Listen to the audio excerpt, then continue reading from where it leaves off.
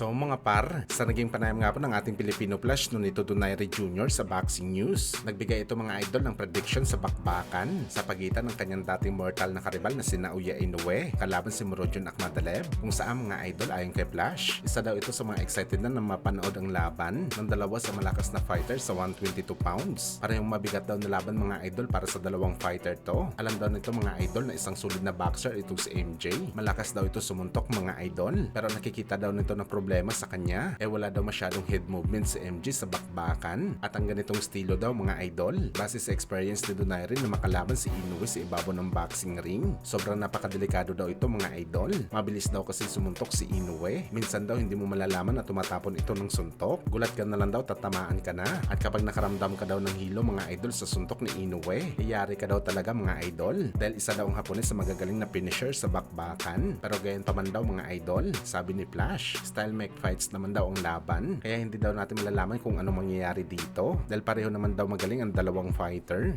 Samantala sa naging reaksyon naman po ni Flash mga idol sa ating pambansang kamao Manny Pacquiao matapos ito binatiko sa laban niya kontra kay Mario Barrios, kung saan meron nagsasabi mga idol na wala na daw ibubugas si Pacman sa laban nito kay Barrios kasi matanda na at pera lang daw ang habol nito sa bakbakan. Pero ang ending daw sinupalpal ni Pacman ang lahat at nampakita pa ito na magandang galawan niya kontra sa batang kampyon. Well, ayon kay Flash mga idol, ito daw ang dahilan bakit ayaw nito makinig sa mga sinasabi ng tao, dahil karamihan daw sa kanila mga idol puro duda sa sariling ibibigay sa iyo imbes na suporta kung anong negative mo sa buhay, pero hindi daw nila alam mga boss kung ano pa ang kaya mo sa bakbakan. Kagaya daw ni Pacman at Flash, lumalaban daw sila para mag-enjoy sa sports na gusto nilang gawin. Wala daw yan sa edad mga idol, basta nasa tama lang daw ang disiplina. Kaya daw talaga nila makipagsabayan sa mga batang fighter. Wala na daw sila dapat patunayan pa ni Pacman sa boxing sports dahil nakuha na daw nila ang record na dapat nila nakuha sa bakbakan. Ginagawan na lang daw nila ito mga idol dahil mahal talaga nila ang sports ng boxing.